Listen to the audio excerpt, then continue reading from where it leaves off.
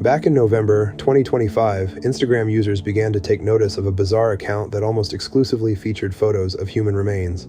As the post says, "If you know, skulls and bones available, DM to inquire." So at first glance, this account isn't just taking photos of the skulls and bones, but also selling them. Months later, that would be confirmed as a leaked video surfaced on the internet showing the inside of a house filled with dead bodies. And then, of course, the Instagram account and leaked video suddenly disappeared from the web, but since the content was viewed by a significant amount of users, we are still able to trace and see everything before it was completely lost forever. On November 7th, 2025, 11:29 a.m., officers from the Yeadon Department were dispatched to the Mount Moriah Cemetery in Pennsylvania. As they arrived, the scene drew immediate concern. The Hunter family mausoleum, previously sealed with cinder block and cement, had been broken into. Inside, the marble floor had been broken apart as well, exposing the crypts nearly 10 feet below ground level. Along with that, investigators also found a screwdriver engraved multiple times with the name Brian. Also inside the mausoleum was a rope suggesting it had been used to descend into the crypts. One of those crypts belonging to Martha Hunter, a preteen who passed away in 1869. Before the police could figure out who Brian was or why someone would steal the remains of a child buried for more than 100 years, they were called back to the cemetery. On November 29, 2025, police were directed to Jonathan Pritchard Family Mausoleum after discovering that 5 of the 9 crypts inside had been robbed.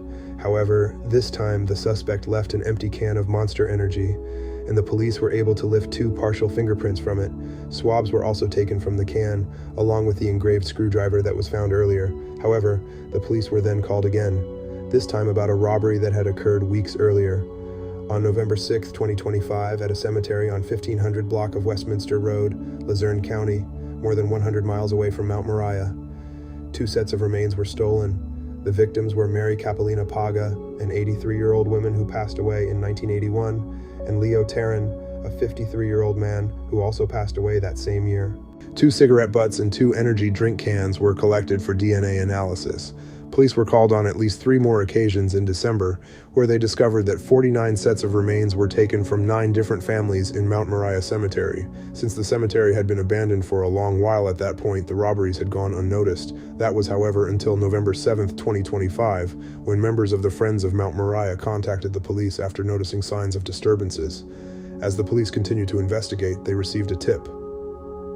Look into Jonathan Gerlach for the Luzerne County Mausoleum robbery. I know someone who's friends with his family, and they mentioned that they recently found a partially decomposed corpse hanging in his basement, but were too afraid to tell the police. Police took this tip very seriously and started looking into Jonathan Gerlach right away.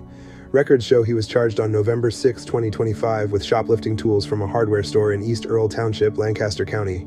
Search warrant states that the stolen items included a hand lamp, a rechargeable glow stick, a hammer drill bit, medium-sized work gloves, and a metal cutting wheel, all totaling to the combined value of $167.43. Investigators also took notice that during that same visit, Jonathan also paid more than $250 worth of other merchandise. Court documents state that the items he did not pay for were tools commonly used in burglaries. He may have thought that stealing the tools would help avoid detection when honestly it did the very opposite. The tip also directed investigators to Gerlach's Instagram account, and what they found there was truly horrendous. His Instagram account contained over 100 posts, which only 2 showed Gerlach himself, while the rest depicted animal and human remains. His most recent post on January 5th, 2026, he wrote, "If you know, skulls/bones available, DM to inquire." Another post from October 1st, 2024, depicted what looks to be a human skull with the caption containing one word, "sold." As police reviewed the account closer, some of his most disturbing posts involve what appeared to be the remains of a child. In another post, Gerlach captioned, "This precious little one, just 3 or 4 years old, has recently come under my guardianship to be honored and preserved. I am privileged to restore her delicate bones, sutures, and dentition. She will find a place in my private collection, where she will be housed with the utmost respect." Of course, nothing further was said about the remains or whether they had came from the Mount Moriah Cemetery, and if so, does restoring and handling with care justify removing them from their final resting place? While in a post on the same account, Gerlach claimed that some of the remains he kept for his personal collection, others were allegedly sold, like the remains of a 6-month-old infant, as well as a 3 or 4-year-old child whose skull quote-unquote exploded, as he would write in the caption. Dozens of other posts featured remains only identified as young adults or older individuals. This account also shows animal remains, such as kittens, leopards, and other wild cats all throughout their feed, and most were listed as sold, including a post from March 20th, 2024, which featured a Bengal tiger, was marked as shipped and sold for $2,000. Also at the bottom of the caption, Gerlach described the item as ethically sourced/acquired. This is something he has stated on multiple posts, not only on the animal remains, but for the human ones as well. Like in one post dated March 18th, 2024, he displays a skull of a woman he claims was middle-aged, ending the post with, as always, ethnically sourced/acquired, not for sale. However, in his recent postings, especially around the time that the grave robbing was taking place, his assurances that the remains were ethically sourced appear to be missing. And if you're wondering who would even buy this stuff, especially online, from a complete stranger, well, you'd be surprised. After doing some research, I learned that there is a market for human remains. The market includes a variety of buyers, from collectors to ritual practitioners. Medical and dental students have also sought after real skulls for study. However, there are huge differences between legal anatomical preparations and illicit removal. However, as police continued examining Jonathan Gerlach, another detail began to emerge. Among his following on his Instagram account was a man named Brian, spelled the same way as the name reportedly carved into the screwdriver discovered at one of the mausoleums. According to search warrants, the person who had originally contacted authorities also told them that Brian had disappeared for several days in November and had later mentioned he had been in Chicago selling a human skull. Is it possible that Gerlach hadn't acted alone? The same day they received the tip, authorities began tracking Gerlach's movements. On December 23rd, Yemen police conducted a license plate reader search for Gerlach's Toyota RAV4. That showed the vehicle traveled into or near the area where the bodies were removed on at least 5 occasions between November 2nd and December 17th.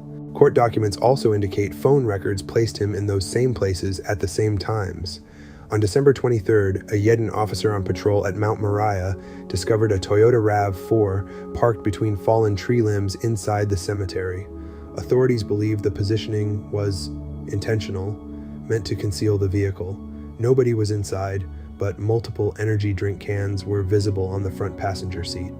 Later that same day, officers went to Gerlach's home in Ephrata and noticed the same vehicle parked outside. On January 6th, police patrolling Mount Moriah again find Gerlach's vehicle parked near the cemetery. However, this time, they reported seeing human skulls and bones in the back seat. Gerlach was arrested afterwards when they spotted him walking back toward the vehicle carrying a crowbar and a burlap sack containing a child's mummified remains. That same day, police executed a search warrant at Gerlach's home. Once inside, they reported finding over 100 human skulls, numerous bones, mummified human feet and hands, 2 decomposing human torsos, and other assorted skeletal remains. Not too long after, an alleged leaked video showing the home surfaced, but because of YouTube guidelines, I can only show the censored version here. Gross. Look at the one hanging. Oh my god. Oh, this was a couple. Look at these ones. All the ones behind you. God damn. Oh, that one's still alive. That's a loss on 5. Oh, look at Hold on, I want to get the hand. that. Wow, look at this. Oh, sorry. Oh my god. What the? Is that a pacemaker? This video hasn't been confirmed real. However, there are several details suggesting it's most likely authentic. On January 6th, District Attorney Tanner Rouse spoke at a press conference concerning the case. Truly, in the most literal sense of the word, horrific. I grieve for those who are upset by this, who are going through it, who are trying to figure out if it is in fact their loved one or their child, because we found remains that we believe to be months-old infants among those that he had. Jonathan Gerlach was ultimately charged with 489 criminal counts, including 100 counts of corpse abuse. Additional charges also include theft, burglary, trespassing, desecration of historic burial sites, and criminal mischief. He was held in custody in Delaware County, Pennsylvania, on a $1 million bail. However, there aren't any further details on the name Brian that was etched out on the screwdriver, and as of January 2026, District Attorney Tanner Rouse stated he doesn't believe that Gerlach was working with anyone else, and no additional arrest warrants have been issued. And anyways, that's the story on how this Instagram account was selling dead people. If you made it to the end of this video, please like and subscribe, and thanks for watching. I'll be dropping more on this channel, so stay tuned for more videos. Also, these videos will be available on Spotify if you enjoy listening and watching on there. Thank you.